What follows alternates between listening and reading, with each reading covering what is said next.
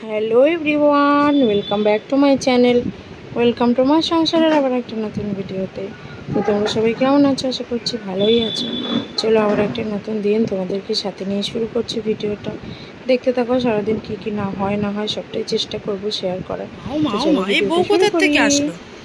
টুকি বউ, টুকি এই যে টুকি, এই যে বউ। বউ কই বউ? টুকি। সব অবস্থা দেখতে পাচ্ছ, সবটা এখন গোছাবো, সঙ্গে বিছানা টিছানাগুলোও তুলবো। তো চলো আমার সাথে থাকো, দেখতে থাকো।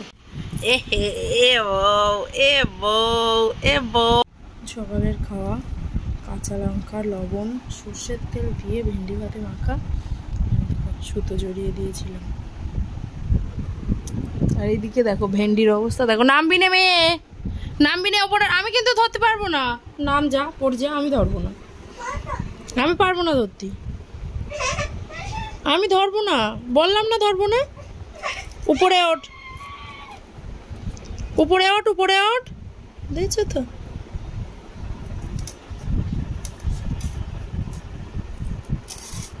জল খাইছি, একটু জামার অবস্থা দেখো। ওখানে বসে থাকো, ওখানে বসে খেলা করো, ওখানে বসো, যেও না। বাইরে কিন্তু ছেলে ধরা আছে, যাস নে, এদিকে আয়। কার কথা কে? আজকে আর বাজার থেকে মাছ আনেনি, অনেকটা বেলায় আসে, প্রায় 12টার দিকে। তখন আর মাছ ভালোভাবে বাজারে পাওয়া যায় না, যেদিন পায় সেদিন নিয়ে আসে, যেদিন পায় না সেদিন আনতে পারে না। তো সেই জন্য এখানে আমি ভেন্ডি আলু ভাজা করছি আর করবো ডিমের তরকারি। আর ডিমটা দেখতে পেলে কি অবস্থা। ডিমটা প্রথমে নামিয়ে নিয়েছিলাম কড়া থেকে সিদ্ধ করে, তার উপরে আলুর জলটা ঢালছিলাম, আর হাত থেকে কড়াইটা ফসকে গিয়ে ডিমটা এরকম ফেটে গেছে। তো 6টা ডিম, 3 জনের 2বার খাবো, সেই জন্য করেছিলাম। তো ভাবলাম ফেটে গেছে, ওই দুটো আর দেবো না, একটা সুনোকে দিয়ে দেবো, একটা আমি খেয়ে নেবো। তো এখন আমি এখানে মশলা কষাচ্ছি, পেঁয়াজ, আদা নেই, পেঁয়াজ, রসুন আর কাঁচা লঙ্কা। আর ওর মধ্যে একটু নুন হলুদ দিয়ে দিলাম, তাহলে ছিটে কম, ছিটকায় কম, ছিটকায় কিন্তু একটু কম। আরে ভেন্ডি ভাজাটা প্রায় হয়ে গেছে, ততক্ষণে এদিকে আমি জোগাড়যন্ত্রগুলো করে নিলাম। তো এবার আমার তাড়াতাড়ি তরকারিটার দরকার, ভেন্ডি ভাজাটা হয়ে গেছে যেহেতু প্রায়, ওটাকে ছোটো গ্যাসে দিলাম আর তরকারির জন্য ওটাকে বড় গ্যাসে দিয়ে দিলাম। তো এদিকে আমার মশলাটাও কষা হচ্ছে, আর ঠাম্মা যেহেতু ডিমের ছোঁয়া টোয়া খায় না, সেই জন্য আমি দেখো ভেন্ডিটা নাড়ছি খুন্তি দিয়ে, আর হচ্ছে তরকারিটা নাড়ছি হাতে দিয়ে মশলাটা, কারণ এতে ডিম ভাজা হয়েছে, আবার ছোঁয়াছুঁই হয়ে গেলে খাবে না। একটা মানুষ না খেলে আর কি দিয়ে বা খাবে, এমনি কাঁঠাল টাঠাল আছে সেই সব দিয়ে খাওয়া দাওয়া হচ্ছে। তো এই যে ভেন্ডিটা ভাজা হয়ে গেছে প্রায়, আর এদিকে আলুটা আমি দিয়ে দিয়েছি, মশলার মধ্যে কষিয়ে নিয়েছি, অল্প অল্প করে জল দিয়ে সুন্দর করে করে কষাচ্ছি, বারবার তলায় লেগে যাচ্ছে। তো কষাটা আমার পুরোপুরি হয়ে গেছে। আর মাকে দেখতাম আলু কষা রেখে দিত, আমারও সেখান থেকে খুব ভালো লাগে, কিন্তু মায়ের কষা আর আমার কষা তো জীবনেও এক হবে না। তো এখানে একটু আলু কষা রেখে দিলাম, দুপুরবেলা ভাত দিয়ে খাবো। তো কষা আমার মোটামুটি হয়ে গেছে, এবার ওর মধ্যে দিয়ে দিলাম ডিম আর জল, 4 পিস ডিম দিয়েছি, আর 2 পিস রেখে দিলাম, একটা আমি খাবো, একটা সুনোকে দিয়ে দেবো। তো ঝোলটা এবার মোটামুটি ফুটতে লাগুক, আর ততক্ষণে ভেন্ডি ভাজাটাও আমার হয়ে গেছে। আর ওই ভাঙাচুরো ডিম, সুনোর দাদু গেছে সুনোকে চান করাতে, সুনোকে চান করানোর পরে আবার ভাত খাবো, যে সবটা তুলে তুলে রেখে দিয়েছি। আমার তরকারিও ফুটে গেছে, সুনোর দাদুকেও খেতে দিয়েছিলাম, দিয়ে ঘুম টুম পড়ে ওর দাদু উঠে আবার দোকানেও চলে গেছে। এবার আমরা এসেছি খেতে, অনেকটা বেলায় খাওয়া হয় এখন, প্রায় বিকেল 4টে পৌনে 4টে না বাজলে খেতে বসতে পারি না। তো এই যে ডিম কষাটা দিয়ে সিদ্ধ ডিমটা দিয়ে খাচ্ছি, আর সুনোর বাবা খাবে ডিম তরকারি দিয়ে। আর ওর দাদু নিয়ে এসেছিলো একটা আনারস, সুনোর বাবা বলছিল আনারস খাওয়া হয়নি বছর এখনও, তো দাদু নিয়ে এসছে আনারসটা। দেখো কি বড় আর কি মিষ্টি, কি পাকা, খুব সুন্দর আনারসটা খেতে।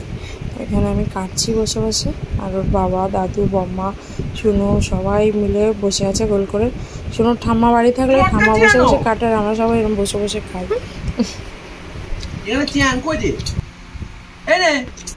যতই হোক শাশুড়ি মা তো, বাড়ি থাকলে যতই ঝগড়া করি যাই করি, বাড়ি নেই মনটা একটু খারাপ লাগছে, খুঁতখুত করছে মনটা।